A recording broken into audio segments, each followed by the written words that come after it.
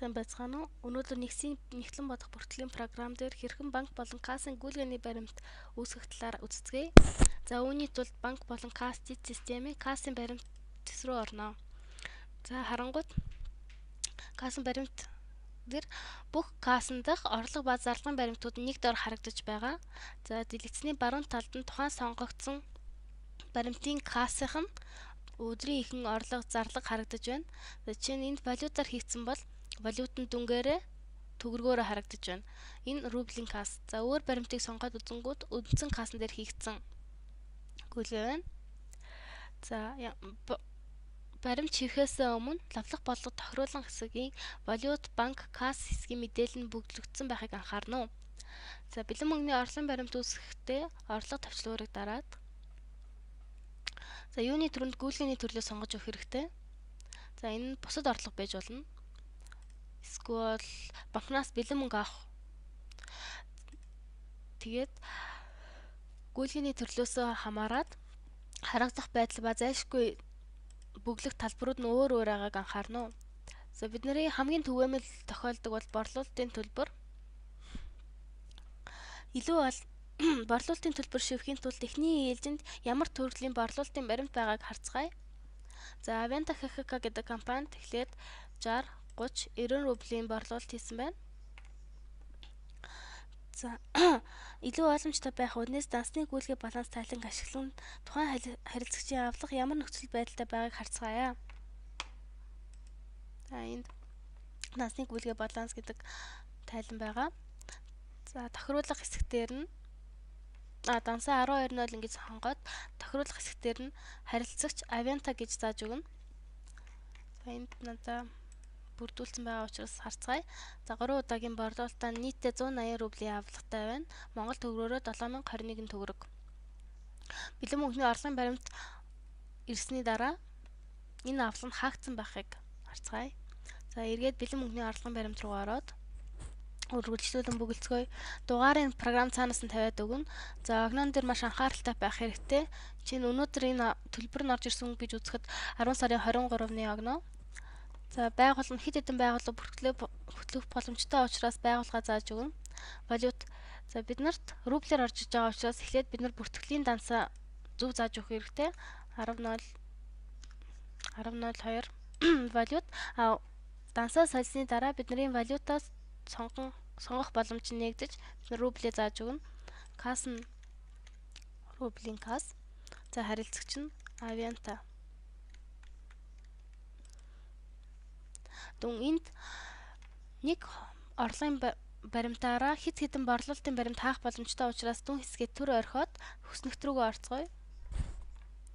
За гэрээ нь яадаг вэ гэхээр энд нэг гэрээ байсан учраас автоматар энэ харилцагчаа сонгоод гараад ирж байна. За бэлэн мөнгөний хөрөнгийн хөдөлгөөний зүйл.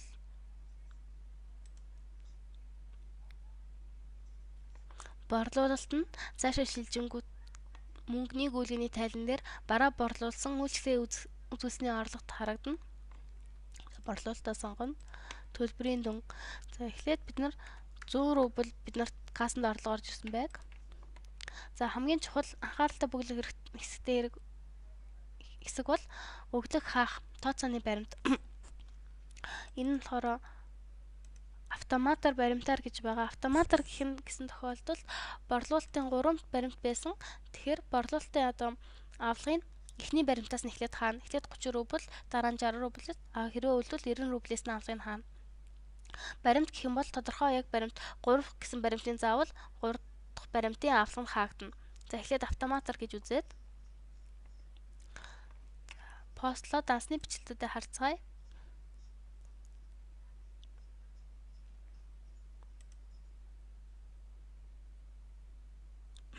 За 3 дансны бичлэгт хийгдсэн байна. За касс нөх бэлэн мөнгө валют гэдэг данс руу орсон байна. 10.02. За юу вэ гэхээр борлуулалтын рублийн касс. За эсрэг талд нь кредит талд нь 10.02-ийн байгууллаас авах авлага нь хаагдсан байна. За энийг наривчлан субконтог нь харвал Aventa HHK 1-р рублийн гэрээгийн баримт 1-ийнх нь 30 рубль хаагдаж, хоёр дахь хэсэгт нь баримт 2-ын маань 60 рубль хаагдаж, энд 3 дахь баримтаас нь 10 рублийн авлага нь хаагдсан байна. За хэрвээ бид нарт 100 рубль биш, жишээ нь 200 рубль байсан бол ямар дансны бичлэлүүд хийгдгийг харъя. Үүнээсээ өмнө бас нэг тайлбарлах юм бол энд 2 данс харагдаж байгаа нь ямар учиртай вэ гэхээр бид нар бараа борлуулчаад түүний авлага хаах үед 12.01 хаагдана. Хэрвээ бид нар бараа борлуулалт хийгээгүй өөрчлөлтөө ирж байгаа бол 32.01 данстай бичлэл хийгнэ. За постлоод харъя. Постлоод дансны бичлэлтэй харангууд 4 ширхэг дансны бичлэлт хийгдсэн байна. За мөн ялгаагүй эхлээд 30 рублийн авлага хаагдаад 30, 60, 90 рублийн үлдсэн 20 рублээр нь өршилж орсон орлого үүсэж байгаа. Тэгээд програм маань маш ухаалаг. Хэрвээ бүх авлага нь хаагдсан бол урьдчилгаа харагдаж байна.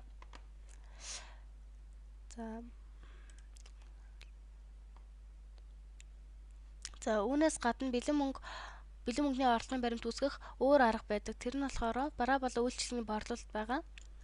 Жишээ нь Саран гэдэг компанитэй 1050 төгрөгийн борлуулалт хийсэн. Үүн дээр generate буюу үндэслэн үүсгэх товчлуурыг ашиглан бэлэн мөнгөний орлогын баримт үүсгэж болно. За ийм тохиолдолд бүх талбарууд нь автоматар бүглэгдсэн байгаа. За тэгээд постлоод дансны бичлэлүүдээ харангуут яг л ижилхэн гарч ирж байгаа. За нэмж хэлэх юм бол банк болон касс системийн тайлын хэсэгт нь бэлэн мөнгөний гүйлгээний тайлан гэж байгаа. За жишээ нь бид нар 10 сарыг сонгоод касс нь эхлээд үндсэн буюу төгрөгийн кассаа шалгаад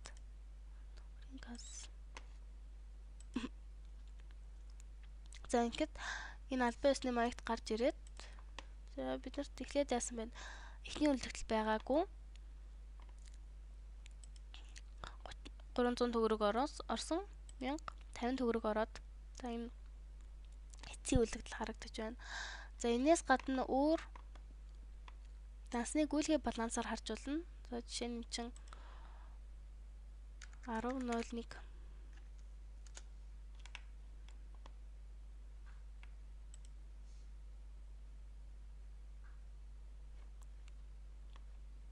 За энэ дээр харагдаж байна.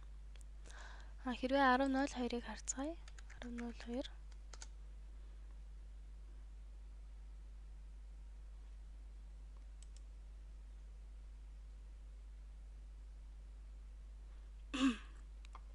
За энэ дээр харагдаж байгаа нийт 230 төгрөгийн рублийн эцсийн үлдэгдэлтэй байна. За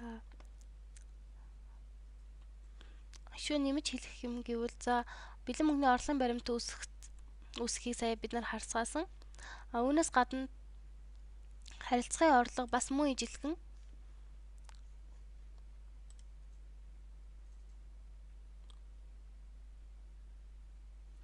байх талбарууд нь бүгд л ижилхэн байгааг анхаарал тавьсанд баярлалаа.